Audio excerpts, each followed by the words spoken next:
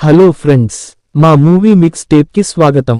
ఈరోజు మనం విజయ్ సేతుపతి గారి 50వ చిత్రం మహారాజా ని రివ్యూ చేయబోతున్నాం. మహారాజా గురించి చెప్తే ఇది ఒక హృద్యమైన emotional thriller. Director Nithilan Swaminathan తన ప్రతిభను పక్కాగా చూపించారు.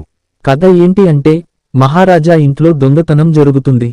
ఆ తర్వాత జరిగే పోలీస్ విచారణ అయితే చాలా ఇంట్రెస్టింగ్గా ఉంటుంది. మొదటి భాగంలో కుటుంబ బంధాలు, భావోద్వేగాలు చాలా బాగా చూపించారు.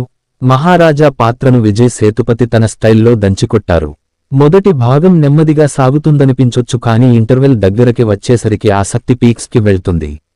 రెండవ భాగంలో డైరెక్టర్ నిథిలన్ నిజంగా తన ప్రతిభను మరింత మెరుగుపరుస్తారు. ఇంకొన్ని ట్విస్టులు, సర్ప్రైజ్లతో కథ ఫుల్ జోష్లో ఉంటుంది. సేతుపతి గారు 50వ సినిమా కాబట్టి తన నటన అయితే అదిరిపోయింది. ప్రతి సీన్లోనూ బాగా పెర్ఫార్మ్ చేశారు. అనురాగ్ కశ్యప్ ప్రతినాయకుడి పాత్రలో మాత్రం ఊహించని విధంగా అద్భుతంగా నటించారు. సహాయ నటీనటులు అభిరామి, భరతిరాజా, నటరాజన్, తెనప్పన్, సింగంపులి, మునిష్కాంత్, అర్లుదాస్ అందరూ తమ పాత్రల్లో అద్భుతంగా చేశారు. క్లైమాక్స్ అయితే నెక్స్ట్ లెవెల్లో ఉంది.